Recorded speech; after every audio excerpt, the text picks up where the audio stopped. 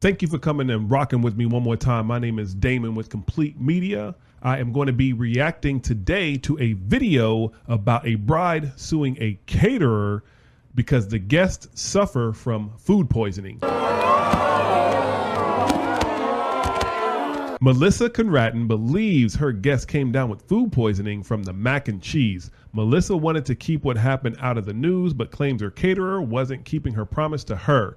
The catering company believes its food is not to blame. This is from InsideEdition.com and Lee Sheps.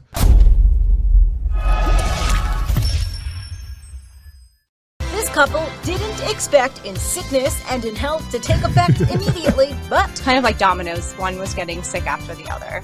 I love my news broadcast stations where they just come up with all of these catchphrases and ways to get your attention right away. In sickness and in health, what's supposed to happen right away? A bride is suing her caterer after she says nearly half of her wedding guests got sick during the party. We had probably a total of 9 ambulances just circulating through.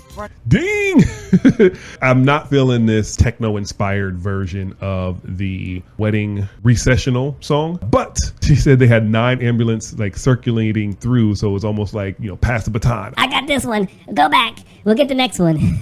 That's pretty bad. Not the way you want to spend your wedding day. Enough bathrooms to support the people who are getting sick, both vomiting and diarrhea.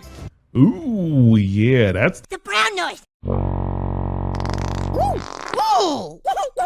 Melissa, whose wedding that took place in upstate New York, believes her guests got food poisoning from mac and cheese. I mean, it's horrible to see your friends and family becoming ill. The children that were sick, we were, of course, concerned about them, and we didn't really know what was hitting everyone until someone said it was food poisoning. If this was to go to litigation, this would be probably in a small claims style setting. And in such a setting, there typically isn't going to be a jury.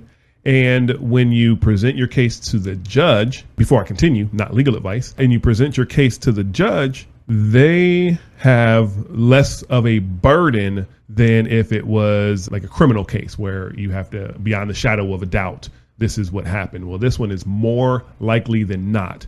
So 51 to 49. Most reasonable people will say if everybody is coming from all different directions to attend this wedding, they would have to have some kind of commonality to all get sick. And what is that commonality? Well, it would be something they ingested. Chances are that a judge would possibly rule in the favor of the plaintiff. Melissa wanted to keep what happened out of the news, but claims the caterer hasn't upheld its promise to her. What was the All promise? we wanted and asked from the catering company is some more mac and is cheese. that they cover the co-pays. The caterer. Ooh. All we want from you is to cover the co-pays of the people that had to go to the hospital. That's a pretty big ask. The reason I say that is, yes, it might have been their fault. I'm not saying it was, I'm not saying it wasn't, but I don't know what your copay is. Your copay could be, you know, everybody has a $3,000 copay. Let's say everybody's copay was $50 and you got 20 people out of the 40 that got sick. So here's $1,000. Sorry about that. Let's go ahead and write it off. But if somebody else says, well, wait a minute, I have a $500 copay and I have a $3,000 copay and I have, I don't have copay, so you have to pay my full amount. Like, you can't just put that out there. Maybe it could have been an agreement where the caterer said, well, again, copay is typically $50. You got 20 people who got sick, so it's $1,000. Here's $1,000. That's what we're agreeing on. We're not agreeing to somebody's copay, because what if somebody gets denied? What happens then? Also, it should probably be something that may need to go through insurance. The catering company denies it's to blame for the food poisoning and says it may have been caused by people who brought food or other items to the wedding. What kind of ghetto ass wedding they got in upstate New York? We're going to sneak in some rotisserie chicken. Okay. So I'm going to put it in my jacket here and we're going to sneak in this rotisserie chicken here. Anybody want some of this rotisserie chicken out of my jacket? Here, have some rotisserie chicken. Have some rotisserie chicken. Hey, you over there. You want some rotisserie chicken? Oh, you got rotisserie chicken? Yeah, I got rotisserie chicken. Let me get some of that. Where is it? It's in my jacket. Oh, jacket chicken. I love jacket chicken. All these people got sick at the same time, off of food that was brought in to this wedding. There's a lot wrong with that. And I think that this bride and groom, if that was the case, then this bride and groom should have invested in security. Let's go ahead and pat people down before they come into this wedding reception so that they can make sure nobody's bringing in jacket chicken. The Department of Health says it tested samples which were positive for staph, but couldn't pinpoint the exact food to blame for the sickness. That's weird. If they tested samples, what did they test? Oh! I know what samples they tested. They tested something to get this sample. They had to get a sample from somewhere. I'm not going to be disgusting and say where. Yeah, I guess they could have done better at pinpointing, but Maybe.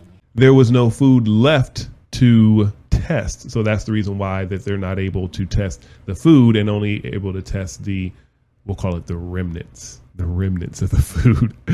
I threw a few nuggets in there, both on the vendor side and on the client side. On the client side, if you were to take this to court, then it's more likely than not is the burden for the judge to decide. So what is possible, what I think would happen is if you took this to court and you presented it to a judge, then the judge would probably say, Well, more than likely, it happened at the wedding reception. everybody eating jacket chicken, Is less likely to happen. but everybody eating mac and cheese is more likely to happen. And then if this client was to bring this to court, then what I would do is I would have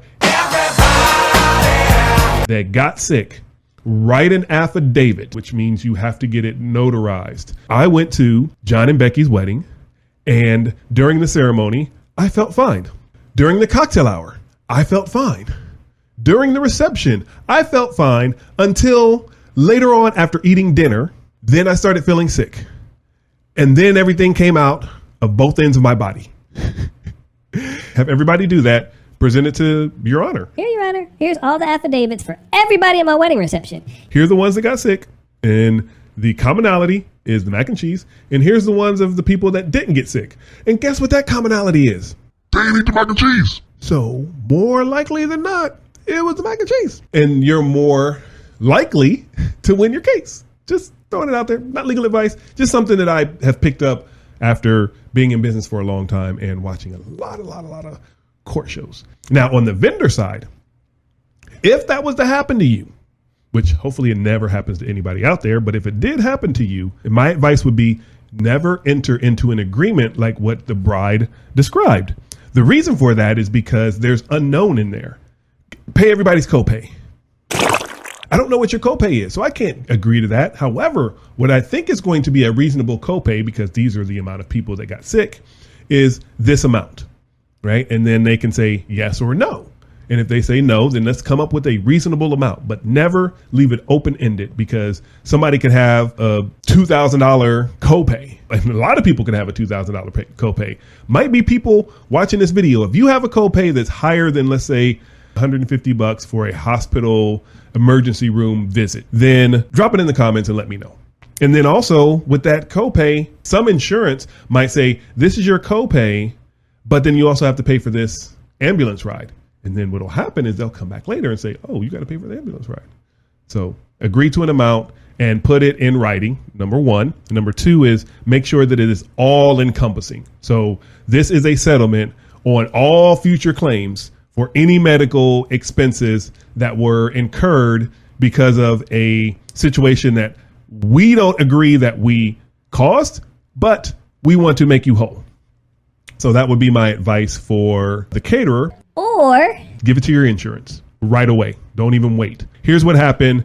I need to file a claim. I have a food poisoning clause in my insurance. And so I want to go ahead and file that right now and get these people made whole, because then they'll handle it and you're pretty much hands off. You don't have to worry about anything. You might have a copay or you might have a deductible that you have to pay. That's pretty much all I got today. I appreciate you coming and rocking with me one more time. My name is Damon with Complete Media. We provide the photography, the videography, the DJ, lighting, photo booth, audio visual equipment rental, all that fun stuff for weddings. Love watching court shows. Love sharing all this that's going through my brain as I watch these court shows. So we get to watch them together. And I appreciate that. Appreciate you coming and rocking with me. Come on.